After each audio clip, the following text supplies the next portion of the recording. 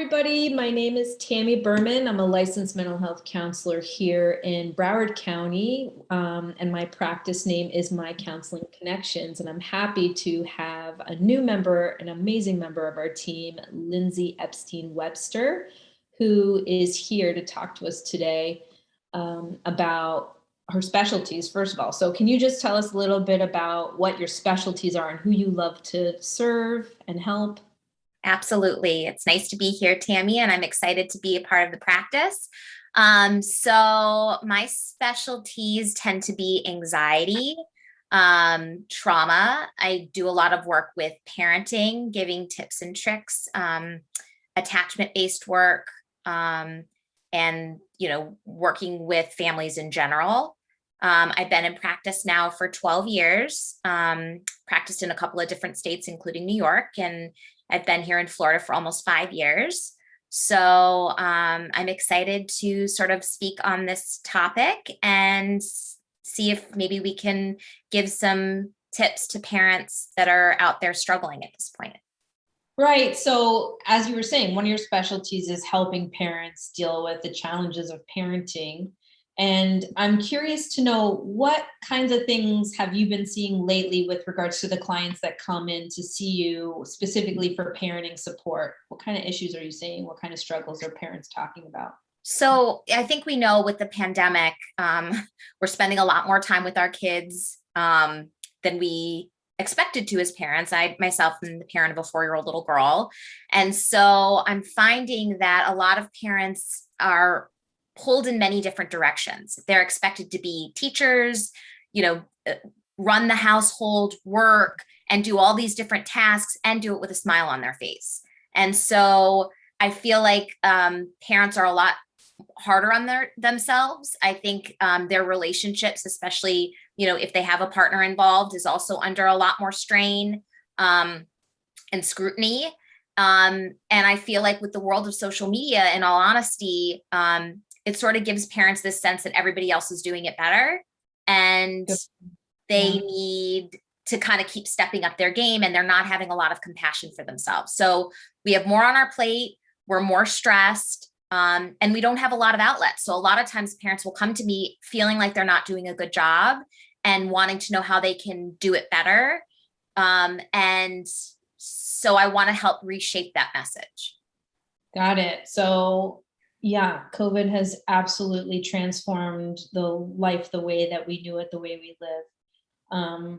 So that's really good to, just good information to hear the kind of things that people are struggling with. And me as a parent, I can absolutely relate to those challenges that you're saying that you see coming into your office. Given that those are the kind of things you're seeing, what would you recommend to our listeners, viewers, regarding those things that you're seeing? So the first thing I would say would be definitely trying to develop some kind of a routine. I think a lot of times, especially when we were in quarantine and sort of the days seemed endless, we need to have certain touch points throughout the day so that we know what to expect, and it creates an overall sense of calm for us and for our children. So it allows them to sort of know what's going to come next. And I think it helps us know these are the things I need to get done throughout the day. You're probably going to get more compliance from your kid because kids like to have a heads up. And if we look at especially school age children, they have that model in the school system. And that's how the school kind of manages the chaos is, they put a routine in place. The kids sort of know what the routine is, and the parents aren't having to kind of prompt over and over again, put your shoes on, put your shoes on. The routine is kind of established. So that's okay. So a touch point, what would be an example of a touch point? Just curious. If you're trying to get out the door, part of it is also noticing the times in your household when you're more stressed. So a lot of times parents will say, I find the worst part of, and this because it's when the worst part of yourself comes out. I find myself turning into an absolute monster, screaming at my children as I'm trying to get out the door. So we know as parents, if we can reflect back on that, that's a time of high stress that we want to kind of create a routine in place that's going to alleviate that stress. So if you know that getting out the door is something that's challenging for you, one thing I would suggest would be try to prep beforehand. Try to create a launch pad at the front door with all the stuff there so that the kid can be as autonomous. Create maybe a label that says, especially if you have kids that can't read yet, the steps they need to do before getting out the door. And then try to reinforce like crazy. The other thing that's really helpful is trying to come up with playful ways to engage your kid. Let's have a race. Let's see who can get to the car fast. It's trying to bring out more of this playful sense so that we're not under this pressure of, oh my gosh, my kid's not listening to me and I need to get out the door because I'm going to be late. Right. I got a meeting at 9 o'clock. We got to go. And so you lose it. That's excellent. That's a great, I like that, those strategies. What other tips, what other things do you find yourself recommending to the kind of things that are showing up regarding parenting struggles? The other thing that I would say, a lot of times parents experience stress. They feel like they're pulled in two directions at once, or sometimes a million directions at once. So for example, you're trying to prepare dinner and your kid is interrupting you a million times. And you're like, can you please just go do your thing? I need to focus on this task, or I need to send one more email for work if you're working from home and your kid is interrupting you a million times. So, as parents, we feel guilty because we know our kids want our attention, but we also have other demands put on us besides being a parent. So what I would say is there's some steps that can be helpful to setting you and your child up for success during these times, especially when you feel pulled in more than one direction. So the first thing is to give your child a job or a task, whether it's that they're doing their homework, or if they're not having homework yet, build me the biggest tower or draw me a map of Florida, or whatever task you can give them where they feel like they have a responsibility. Ideally, let's say you're preparing dinner, give them a task that's simultaneous with the task that you're preparing. Can you go set the table while I'm finishing making dinner? So give them something concrete to do. The next part of that is set a timer. So kids like to know what to expect. It's kind of like, if you're working out and we were told to do push-ups endlessly, we would feel overwhelmed and kind of stressed out. And so if you can tell them, having a timer on your phone or one of those visual timers, we're going to do this. I need you to do this for 15 minutes. And as soon as we're done with this task, I can give you my undivided attention.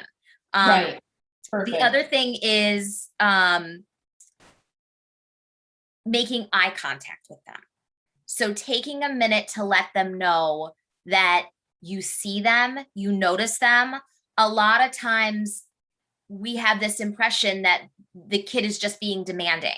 And in reality, it's that they are trying to maintain the connection with us. That's I would even take it one step further. If at the very least eye contact, I often will just give a bear hug because I don't know, first of all, I'm a very touchy-feely person, but in the midst of chaos, that's my way to connect and redirect is big bear hug, commentary, and you got to do this because I got to do this. Mm-hmm. And if you can really reframe it for yourself, it's not that your child is trying to be demanding, but they are wanting to connect with you. That's sort of what builds the relationship. And so I think we have to be mindful. It's okay that we can't connect with them right now, but if we can sort of set them up that, we have the intention of connecting with them, it really helps alleviate their anxiety. It makes us feel less stressed. And that feeling of being pulled in two different directions seems to get better.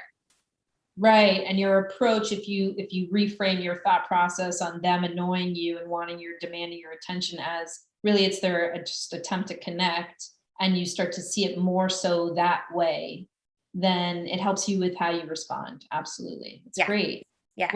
What else would you want to share with our viewers regarding some tips on parenting struggles? The other thing I would say is really creating time to create the connection with your child in a way that feels good for both of you. So we're often busy and running a mile a minute, and our kid is asking us to play. And what I've noticed a lot of times in my practice is that parents feel uncomfortable playing with their kids. They don't know how to. When they sit down and play, it's them, trying to take over or sort of being uncomfortable and not knowing what to do. This is your child's invitation they are inviting you into their world. If you notice, a lot of times kids are playing out their own emotional challenges. If you know what you're looking for, you can sort of get a glimmer into, this is what my child is dealing with. this is how I can support them in sort of a way that's kind of fun and lighthearted. So I would say learning how to be a playful observer. There's a model in play therapy called the watch, wait, and wonder model, where it really talks about being able to get down on your kid's level and just asking questions. I wonder why the doll is doing this, or I wonder why the dump truck just dumped all those rocks over, and really allowing the child to invite you into their world. This creates the opportunity for attunement and attachment. It allows us to understand where our kids are coming from so that we can better know how to help them calm down. So when we're experiencing stress, it's our primary goal to calm ourselves down. It's our secondary goal to then create the space to help our children calm down. That's amazing. So it's kind of like what's the proper term? Watch, wait, and wonder? Watch, wait, and wonder. So the way I see that, that's the first time I'm hearing that particular commentary, that strategy. But the way I see that is getting curious and kind of, like you said, allowing your child to invite you in and teach you what they're interested in, what they're doing, what is this about this that you like, just asking the questions, and kind of gives you the opportunity to start to become a part of that. Which I guess if you revisit on some kind of frequent basis can become a ritual of connection, a point of just being a part of it for a little bit, joining in on your child's world for a little.